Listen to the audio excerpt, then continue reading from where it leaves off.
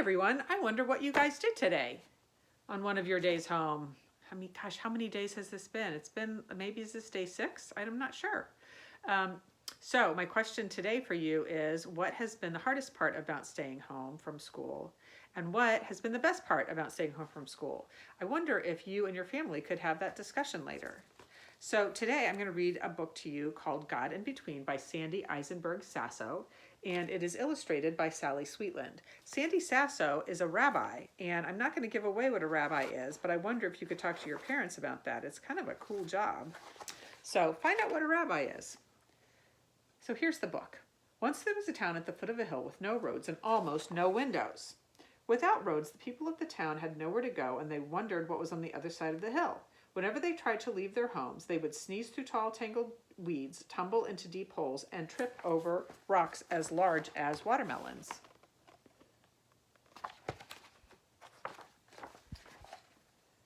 Without windows, they would sleep late into the day, and they often wondered when the sun turned night into morning. Their houses were closed up like boxes sealed with tape. They could never look out, and their neighbors could never look in. The people became tired of sneezing through tall weeds, tumbling into deep holes, and tripping over rocks as large as watermelons, of seeing nothing and going nowhere. So they decided to make a change, and they made their way to the center of town to decide what to do.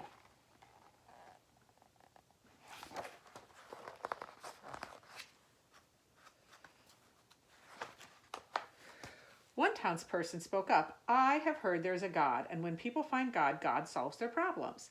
"Let us find God," someone shouted, "and God will build windows and roads for us." Others thought it was a ridiculous notion. People just pretend there's a God. If God were real, God would find us.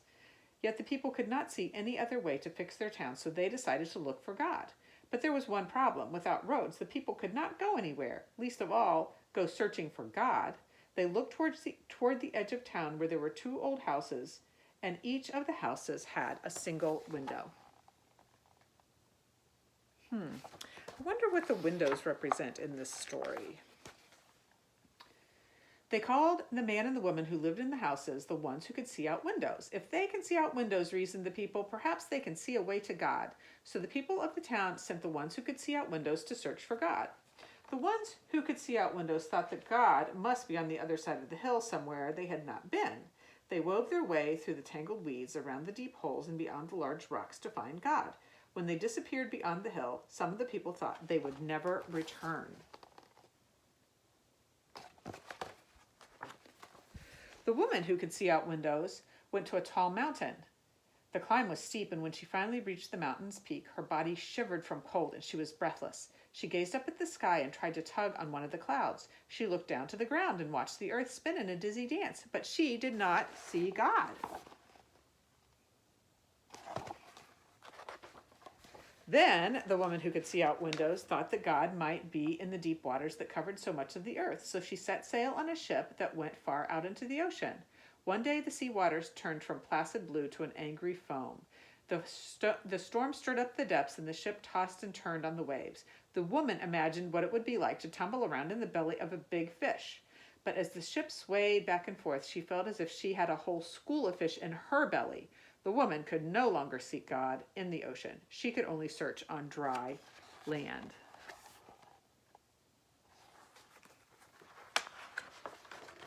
Meanwhile, the man who could see out windows traveled to the desert. He listened for God in the desert winds and looked for God in the sands. The sun burned his skin, and the hot ground made blisters on his feet.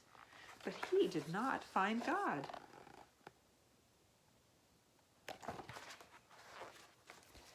Then the man thought he might find God in the quiet of a cave. He searched in the dark for God, and he listened for God in the silence. At first, the cave's wet walls smoothed his sunburned skin.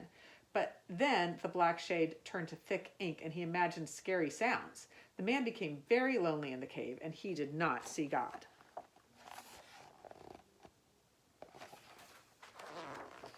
The ones who could see out windows were tired and decided to stop looking for God. Each hoped the other had been successful on the journey. But when they met, the woman saw the man's drooping shoulders, and the man saw the woman's sad eyes. They knew neither had found God. The woman put her cool hand on the man's sunburned arm, and the man wrapped his blanket around the woman. It was a dark, moonless night, and the ones who could see out windows could not see anything but each other. In small, soft voices, they talked long into the evening. They told each other their stories.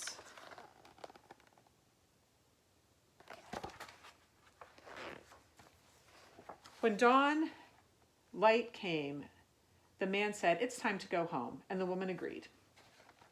One of the townspeople was sneezing through the tangled weeds when he saw the ones who could see out windows approaching the town. He called to the others, and they came sneezing through the tall weeds, tumbling into deep holes and tripping over large rocks to greet the man and the woman.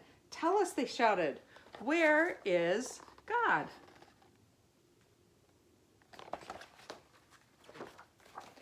The woman who could see out windows told her story. "I climbed a tall mountain. I traveled on the waters that covered the earth, but I did not find God." The man who could see out windows told his story. "I walked across the desert sands that spread like hot white fire over the land. I sat alone in a cave. Others have sought God in these places, but I did not find God there." The people called out, "We were right all along. There is no God." The townspeople's voices became louder and louder. They were so busy complaining about all the problems and their windowless town and their windowless, roadless town that they forgot about the ones who could see out windows and about God.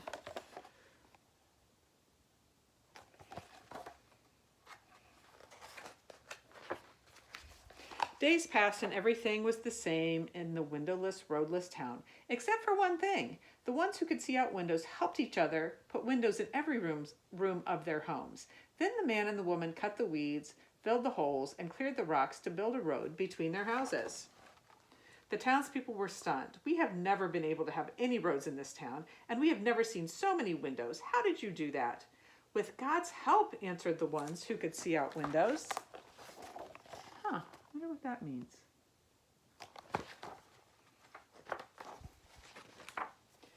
"But you told us you had gone to the mountains and to the seas and the deserts and to the cave, and there was no God. We journeyed hundreds of miles looking for God, and then we found each other," said the woman. "And we discovered that God was with us," added the man. "With you, right here?" puzzled the townspeople. "At home?" "Wherever we are," answered the woman who could see out windows. "What about what lies beyond the hill, the mountains, the sea, the desert, and the cave?" asked a woman from the town. "Wherever we are," said the man who could see out windows. "But I can't see God anywhere," insisted one of the men of the town. "I just see you. If God is here, show us where."